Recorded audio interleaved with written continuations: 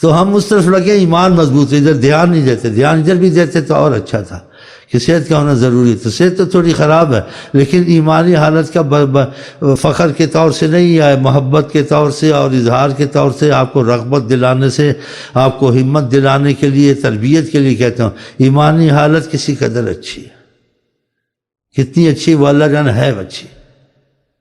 اس پر محنت زیادہ کرتا ہوں، زیادہ ذکر کرنا، زیادہ درود پڑھنا، زیادہ یہ کرنا، خدا تعالیٰ سے معافی مانگتے رہنا تو کرم ہوتا ہے۔ تو صحت آپ کے پاس بھی ہے، میرے پاس بھی ہے، لیکن ظاہری صحت میں آپ مجھ سے بہتر ہیں، ایمان جائے گا تو بتا دیں۔ ہم ایمان جانے والے مرضوں سے بہت ڈرتے ہیں، جان جانے والے مرضوں سے کم ڈرتے ہیں، اس لیے کچھ صحت خراب رہتی ہے،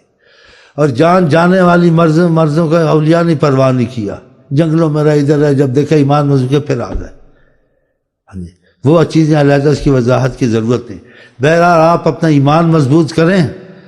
اور کچھ محنت کریں، سننے سنانے تک نہ رہیں، کچھ کریں، تاکہ آپ کی دنیا کے حالات بھی کئیوں کے ٹھیک ہوئے ہیں، ان کے رزق میں فرق پڑا ہے، ان کی گھر کی پریشانیاں گئی ہیں، رشتہ داروں میں اتفاق ہوا، خدا کے بہت کچھ حاصل ہوا، برکت ذکر اللہ، برکت ذکر محمد، برکت قرآن، برکت نماز، ان کو نصیب ہوئی۔ تو اس میں جو تقویت آپ کو دے گی، یعنی دل میں مضبوطی لائے گی، یہ روحانی اور ذکر کار کو نہیں چھوڑا، آپ کا دل خدا کی طاعت میں لگے گا، بہت سی برائیوں سے آپ بچ جائیں گے، جس سے جانی نقصان بھی ہوتا ہے، ایمانی نقصان بھی ہوتا ہے، حالات بھی خراب ہوتے ہیں، خدا کی پکڑ بھی آتی ہے، بہت کچھ ہوتا ہے۔ تو آقا جی ہمارے لیے رحمت ہے، اور اس میں آپ کو کوئی مشقت بھی نہیں ہے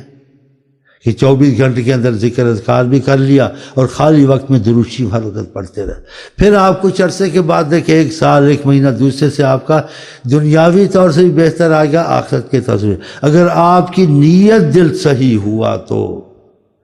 اگر نیت دل صحیح نہیں ہے، لاکھ قرآن پڑھیں، ذکر اذکار کریں، جو آقا جی نے کہا آپ کو فائدہ نہیں ہوگا۔ انما الاعمال بالنیات، عملوں کا مدار نیت پر ہے۔ نیت میں سے چلو اپنے مطلب کی تھوڑا پڑھ لو، کچھ پریشانیاں، یہ نہیں کہ میں خدا رسول کا حق میرے پر ہے اور میں خدا کا بندہ بنوں گا اور حضرت میں ان سے محبت کروں گا اور ان کی جو مرضی ہے اس پر چلوں گا، مجھے اپنی مرضی نہیں چاہیے، مجھے ان کی مرضی چاہیے،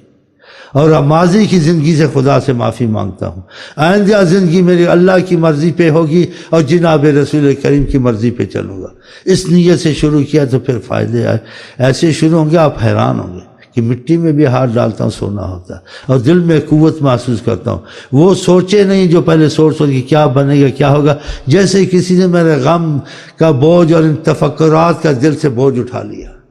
ہاں، یہ بہت سچا مذہب ہے اسلام۔ ہاں، آقا جی کی بہت باتوں میں اثر ہے، لیکن یہ اثر، یہ رحمت، یہ قوت، یہ سب مدد اسی کو نصیب ہوتی ہے جو نیت اور دل صحیح کر لے۔ نیت دل کا چور ہے، پھر فتح نہیں، تسبیح خور دل کا چور، ایسے نہیں کرنا۔ ایک دم آپ داڑھی نہیں رکھ سکیں، ایک دم آپ نمازی نہیں بن سکیں، مریض ایک دم صحت مند نہیں ہوتا ہے۔ جب آپ چیزوں میں لگیں گے، آج سے آپ کا دل لگے گا، آپ 2 نمازیں پڑھتے تھے، پھر 3 پڑھیں گے، پھر 4 پڑھیں گے، پھر تہجد پڑھیں گے، پھر خدا کا خوف آئے گا، گناہ نہیں چھوڑتے، کہتے چھوڑ دینے چاہیے، کسی لڑکی کے پیچھے لگے کہتے جان نہیں چھڑانی چاہیے، پھر آپ ایسے ہوں گے۔ اب لڑکی کے پیچھے لگے ہوں گے یا نہیں لگے ہوں گے مجھے نہیں پتہ، آپ کو پتہ ہوگا، نہیں کرنی چاہیے ایسی بات۔ پیسہ کاروبار میں جو نماز روزہ بعد میں ہو جائے گا، 2 کالج میں پڑھ لی، 2 چھوڑ دی، ہاں جی، دوسری چیزوں کو بڑی فکر ہے۔ تجارت ہے، دکان چل رہے، گاہک شاک آتے ہیں، زور کی نماز اثر کر یا پڑھی نہیں، جا کے شام کو جب اٹھا پتون شتون اتاری، پھر نہ شام کی شاہ کی پڑھ لی۔ ہاں، یہ گڑبڑ ہے۔ یہ چیزیں سب ختم کریں، یہ آستے آستے مرضیں ختم ہوتی، زکام بھی 8-7 دن میں جاتی، جن کو بڑی مرضیں کہاں جائیں گی؟ اکثر بے نمازی رہے، اکثر گناہوں سے توبہ نہیں کی، اکثر جو مرضی کیا سوچا نہیں، تو پھر دل پر کتنا بوجھ پڑا ہوگا کہ گناہوں سے دل زنگ آ جاتا ہے، سیاہ ہو جاتا ہے، پتھر ہو جاتا ہے۔ تو پھر یہ آستے آستے ہوگا، یہ اسی کو بھی آستے جو دل سے نیت کر کے لگ چکا ہوگا کہ میں نے واقعہ، دیکھو اس کو بیماری ہوتی ظاہری، وہ دوائی یا پرہیز نہیں چھوڑتا اس کو بڑی سے جب تک ٹھیک نہ ہو جائے۔ ایسے جس کا ایمان کیا، دیکھیں نماز نہیں پڑھی جاتی، میرے سے غلط کام ہوتے ہیں، توبہ نصیب نہیں ہوتی، توبہ کرنے کو دل نہیں کرتا کہ اللہ معافی نہیں تیار ہے، تو اس کا انجام اخیر میں اچھا ہو سکتا ہے؟ نہیں ہو سکتا۔ آخر سے پہلے دنیا خراب ہے، دنیا میں لوگوں کے سامنے وہ گر جاتا ہے کہ ہندو بھی گناہ کو گناہ سمجھتے ہیں، کافر بھی برائی کو برائی سمجھتا ہے۔ اسلام کا عقیدہ چھوڑیں، برائی ہر قوم سمجھتے ہے اس کو برائی، اس سے دنیا میں بھی انسان پر برا اثر پڑتا ہے۔ تو آپ چاہتے ہیں ہر مصیبت سے نکلے اور ہر رحمت آپ پہ آئے، اور آپ اللہ تعالیٰ کے